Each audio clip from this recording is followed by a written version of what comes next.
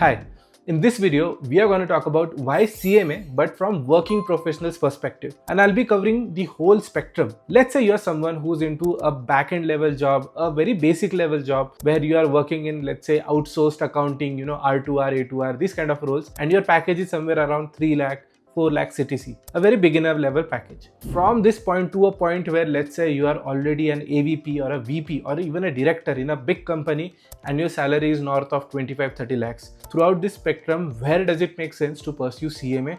Why you should pursue it? What expectations you can have from this certification at different level? And how you can, let's say, plan your career ahead after completing CMA. This is the main agenda for the video. But if you're new to the channel, then hi, my name is Aditya Shelar. I'm founder and CEO of FinStreet Education. I'm a certified CMA, FRM, and I've also done my MBA from IIM Lucknow. I have more than 6 years of experience where I've worked with giants like Deutsche Bank, KPMG, Botfix, and even FIS. I'm the lead faculty for CMA at FinStreet Education. Let's start. Okay, let's start with our first, let's say, assumption that you are someone who's working in a back-end finance role. Your basic salary is somewhere between 2 lakh to 4 lakh or even 5 lakh. You are working in an outsourced back-end role where you are doing A2R, R2R kind of work. So it's basically back-end finance operations or supporting a big giant who has outsourced you the work. You are into this kind of role and your salary is between 2 to 5. Over here, you have two major benefits of pursuing US CMA. First one is, see, whenever you are targeting a higher salary in your current role or you're targeting a better role outside your organization, first thing you will target is better salary, and you need a leverage for that, right? You need something to keep on the table and demand for better salary, and this factor that you keep on the table is CMA. This shows your expertise in finance, and this shows that now you fall under premium category professionals which demand higher salary.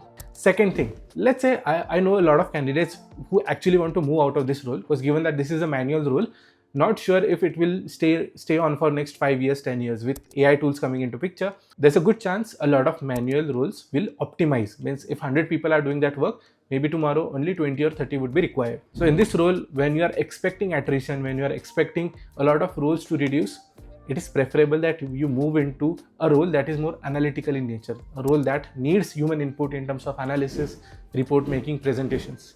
And to get into a better role, again, you need a leverage, and that is US CMA for you. So ideal trajectory, let's say if you are into a basic level job, you want to move into a better role or better salary, CMA can help you get that. Second, let's say your salary is somewhere between 5 lakh and 10 lakh rupees. Over here, the salary is already decent, but it should be compared with number of years of experience you have. Let's say if you are someone who has less than 3 years, 4 years of experience and your salary is between 5 and 10 lakh rupees, decent. But if you're someone who has crossed 3 years of experience, 4 years of experience, someone who's in category of 4 to 8 years of experience, then maybe you deserve more. That's the trend I have seen. That has been the salary bracket where I have been and where I observe other CMAs.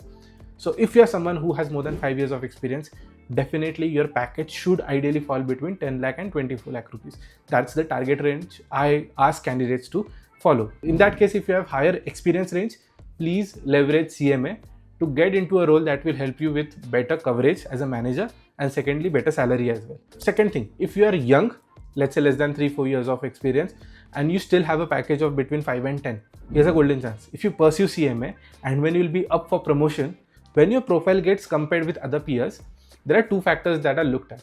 One is your performance, but second is what's your professional qualification. That shows credibility. And over here, you will have an edge over your competitors when it comes to promotion or even taking a switch. That will help you stand apart. So that's another benefit if you are between the salary range of 5 to 10 lakh rupees. Just to summarize, less experience, 5 to 10 lakh, decent, CMA can help you get fast track promotion. 5 to 10 lakh range, but you have experience of more than 5 years, not so good. You should ideally come under manager category. So pursue CMA, you should be able to get into a better salary range, that is 12 to 24. Third category, let's say you are a senior leader, you are already a manager, senior manager, AVP, VP, these kind of roles. And over here, your already salary is 12 lakh, 15 lakh plus, ideally 15 lakh plus. In that case, does it make sense to pursue CMA? Well, here's this bit subjective scenario. First thing, if you're working on a role which is very similar to FP&A, cost function, audit function, basically something that comes under CFO function. Over here, if you're targeting the CFO role itself, you need end-to-end expertise, not just on your own function, but other functions as well. So if you're targeting cross-functional leadership, again, CMA is one platform that will help you understand different facets when it comes to finance. So this will help you get a leverage whenever you'll be up for promotion for a CFO role. It will help you. Second thing, if while working on a function, you feel that you are constrained to your little expertise that you have built over a number of years, and now you want to be more flexible, you want to work into different teams, understand more work, be more agile in terms of working in a corporate setup. At times when you're working in a team for 10 years and suddenly you're asked to jump into another team, there will be some hesitation. I have expertise in XYZ and now I have to start from scratch. But if you're a CMA, you have that confidence that I'm not starting from scratch. I already have some coverage around what different things happen in a business. So when you take a jump, even after having senior level experience, there will be some level of comfort zone that you will have because you will have a credible expertise in finance. So that's the main idea behind, if anyone wants to pursue CMA at a very high package, rather than money, it has more to do with your expertise, your domain knowledge, your cross-functional ability, your cross-functional. See, when you're at a senior level, it has less to do with money and more to do with what you want to achieve out of it. If it is something that is expertise in finance as a complete field, accounting as a complete field, third thing, building business acumen, targeting C-suite roles, if this is something that you're looking out for, CMA would be a good fit at this place. So that is pretty much it when it comes to expectations out of CMA. But is it easy to complete CMA when you're a working professional? Actually not.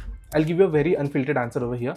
See, I started pursuing CMA when I joined Deutsche Bank. So I was handling 8 hours of daily work plus study.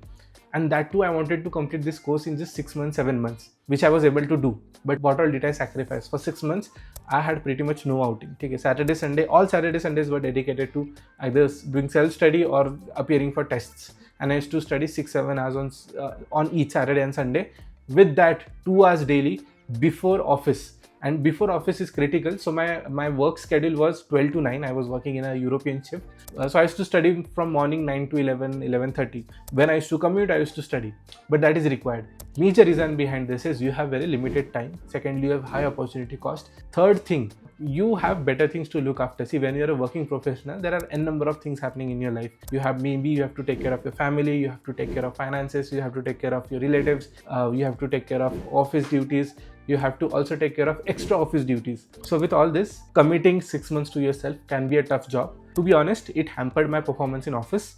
But then I asked myself just one question. Aditya, after 10 years, would this 6 months or 1 year of performance matter? Or would it matter to have CMA in front of your name? I felt that having CMA in front of your name matters more because I'm playing a long-term game. I have to make a career long enough for 20, 25 years. If I have a big asset that can be encashed over next 10, 15, 20 years, of course I want that asset. Why would I miss out on that? On contrary, just focusing on short-term game of performing well and then targeting a small promotion wouldn't make sense to me that much. And that's what happened. So when my performance got hampered, simultaneously I had completed CMA. So I immediately decided to take a switch after a year's time. And my salary was somewhere around 4 lakh. After my switch, it went up to 8 lakhs directly. And I got a promotion as well. So I joined as an analyst in Deutsche Bank. I moved to FS as a senior business analyst. So things did work around. The degrees did help me. But this is something subjective to me. I have seen students getting into much better roles. I had a friend in Eton who actually targeted promotion internally, then took a switch to Deutsche Bank, immediate switch to PepsiCo. Now he's working at a really good package. Again, just BCom, MCom and CMA. So there are a number of success stories who have completed CMA along with their working schedule. Even I recall some of my friends completing in last year of BCom and then immediately jumping jobs to make sure they get benefit out of CMA, because at times you cannot get the benefits out of CMA at campus placements. So first job you take up whatever the salary is offered and then you take immediate jumps to encash that. But again, as a long-term advice as well, do not jump a lot. There should be some level of stability seen when we go through your CV or LinkedIn. Somewhere it should show that you have at least stuck around for 3 years, 4 years at a job where you have contributed much. See, what happens is when you get into a job, your first year goes into learning and just adapting and then performing to some extent. Second year is when you contribute. Third year is when you train someone, you gain expertise and you train someone, you pass on whatever you have learned. So an ideal period of 2 to 3 years is good in a company. If you are up for a promotion, then of course 3+ is also good. And if you're up for a fast track promotions, then stick around for at least 5 years. I think you should get at least 2 promotions in 5 years. That should be the ideal trajectory, but I know I have been going on for quite some time now. So I'll wrap up this video over here. If you're new to the channel, do like, share and subscribe. Thank you for watching the video. I'll see you in the next one. Cheers.